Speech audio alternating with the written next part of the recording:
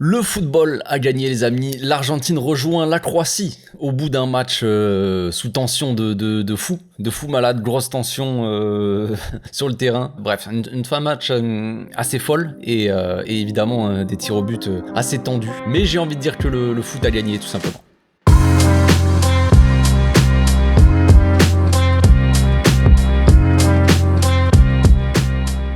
Au passage, n'hésitez pas à vous abonner, liker et commenter, c'est le meilleur moyen de me soutenir et ça fera plaisir à tonton. C'était un beau match, franchement c'était un match assez intéressant, oui et non, parce que évidemment l'Argentine est plus ou moins une belle équipe à avoir joué, il y a des joueurs intéressants à suivre comme Enzo Fernandez au milieu qui a fait encore une fois un gros match, évidemment Léo Messi qui joue sûrement probablement sa dernière Coupe du Monde, et on a tous une petite part de nous qui a envie de voir Messi soulever la coupe, j'imagine, en tant que supporter du Barça, mais voilà, on a des bons joueurs, on a un Julian Alvarez aussi devant qui fait des bonnes choses, voilà, il y a des joueurs comme ça assez intéressants à suivre. Côté Pays-Bas, il y a aussi des joueurs assez intéressants comme Cody Gakpo qui a illuminé un peu la Coupe du Monde côté Pays-Bas. On va dire offensivement, c'était un peu lui la lumière avec Memphis qui est revenu après, mais qui revenait de blessure, tout ça. Mais Gakpo surtout qui a fait une belle Coupe du Monde. Un Frenkie aussi qui faisait des bons matchs, là qui a été un peu mitigé, on va dire, sur sa première mi-temps, assez mitigé. Après fin de match, deuxième mi-temps et après fin de match, il a commencé à vraiment rentrer dans le truc, mais début de match était assez compliqué pour Frenkie, j'ai trouvé. Mais voilà, on avait une équipe des Pays-Bas qui tient le ballon face à une équipe d'Argentine qui exerce un bon contre-pressing, un pressing assez haut, qui récupère des ballons assez hauts, qui se projette souvent vers l'avant. Donc principalement quand même on a vu des actions de la part de l'Argentine et pas grand chose de la part des Pays-Bas, hein, mine de rien. Dans le contenu, les Pays-Bas c'est plus le football total des années machin, c'était du Koeman ball les gars, les amis. À la fin du match, plus de solution, on fait rentrer Luc de Goat qui est rentré enfin sur le terrain, on fait rentrer des mecs de 2,50 m devant, on met Van Dijk en attaque. On a l'impression de voir Barça sous Koeman, genre. Qui, vas-y, on envoie Piqué en attaque quand on a plus de solution à la fin de match. Et puis si on envoie des centres, ils peuvent mettre des buts de la tête éventuellement. Et on verra si ça passe. Et ça a marché, visiblement. Chose aussi assez intéressante de la part de Scaloni.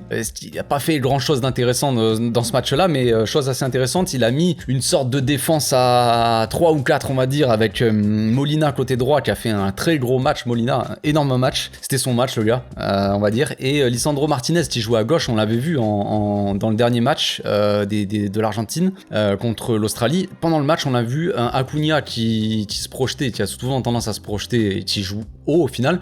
On l'a vu placé en tant qu'ailier, puisque Di Maria est blessé, vous le savez. Acuna, ailier gauche, et on avait vu un Lisandro Martinez qui était rentré et qui jouait à gauche, à arrière gauche, on va dire.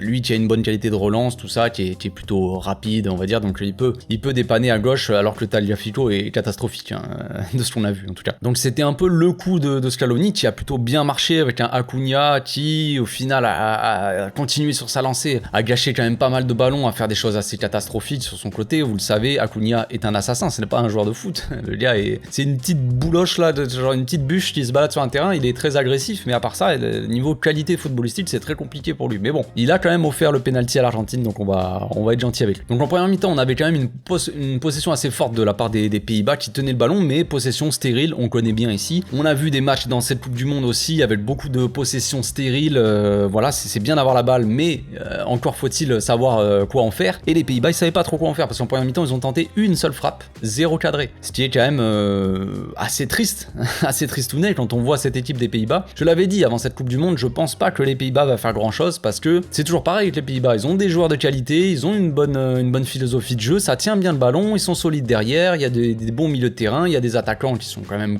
correct et tout ça, ça a marqué pas mal de buts, ça met énormément de buts en dehors des Coupes du Monde, en dehors des compétitions. Les Pays-Bas, à chaque fois, des matchs amicaux, ils gagnent des 5-0 contre n'importe qui, mais en compétition, on voit jamais rien. Et ça s'est vérifié, même s'ils se sont réveillés un peu en fin de match avec des... Mais bon, on va en parler, hein. C'est beaucoup par rapport à l'entrée de Paredes et par rapport à l'arbitrage, mais bon, bref. Donc en première mi-temps, vraiment, voilà, les Argentins ont tenté 5 frappes et 3 cadrés, donc évidemment que, quand tu te crées beaucoup plus d'occasions de but, évidemment, tu peux en marquer un peu plus. En deuxième mi-temps, la possession était encore plus élevée de la part des Pays-Bas, mais ça s'est expliqué parce que, voilà, vous le savez, déjà, on va parler quand même de Léo Messi, les amis. Lionel Messi nous a encore sorti des tours de magie de son chapeau, évidemment, c'est plus le Messi d'avant, évidemment, il peut pas cavaler et faire des actions de fou pendant tout le match, et évidemment, de temps en temps, tu le vois marcher, et puis D'un coup, il te sort une action qui sort de nulle part, mais il peut pas faire 50 trucs comme ça dans le match, on le sait très bien, mais en attendant, le premier but de Molina, c'est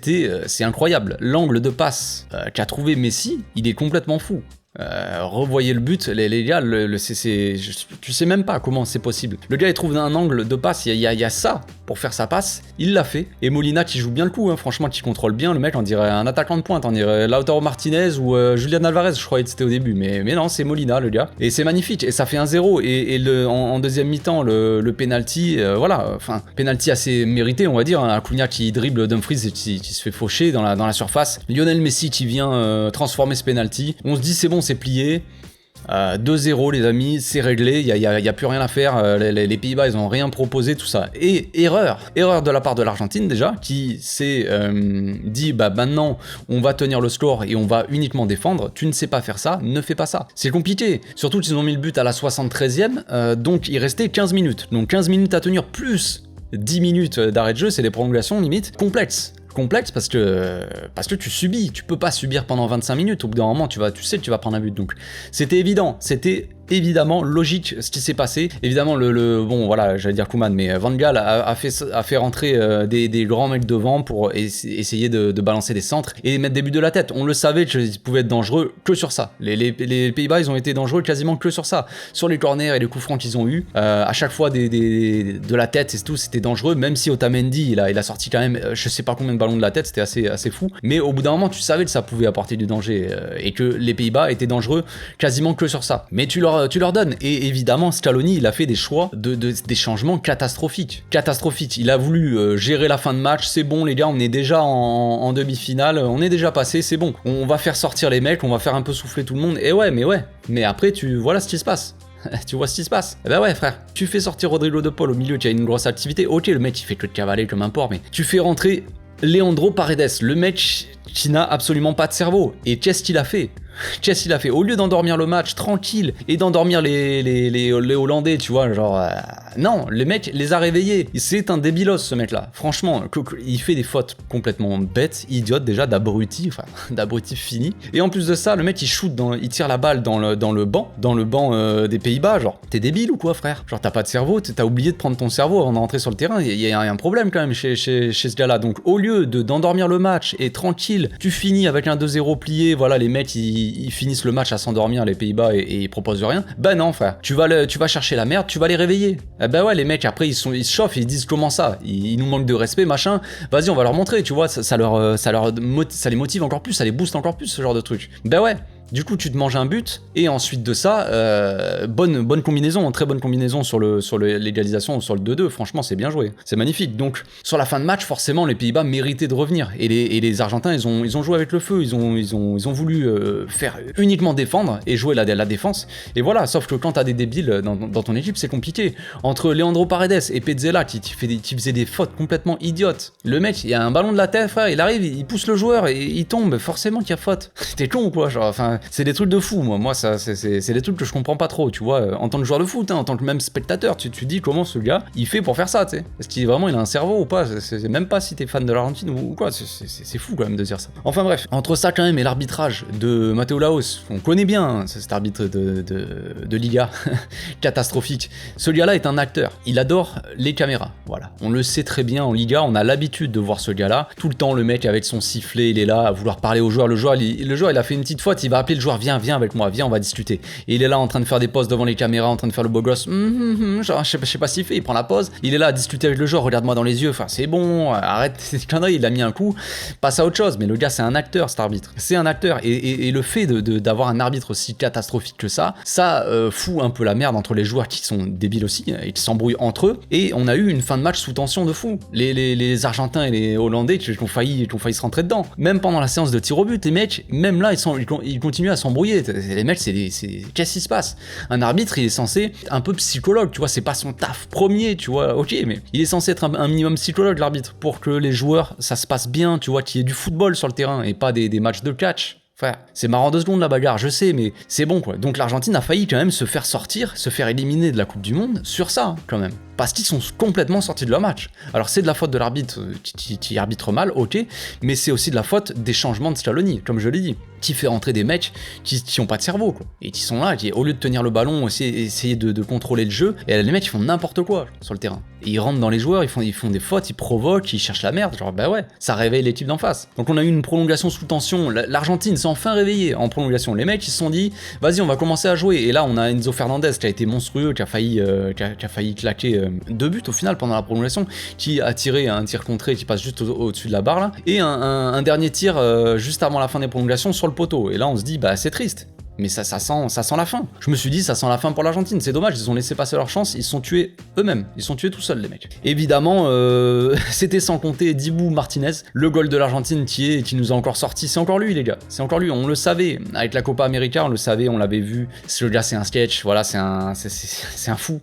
Sur sa ligne, il est là, il rentre dans la tête des joueurs adverses et il arrête leur tir au but. Et là, il arrête les 2 premiers. C'est magnifique. C'est magnifique. C'est assez marrant à voir. Voilà, le gars est encore répondu présent.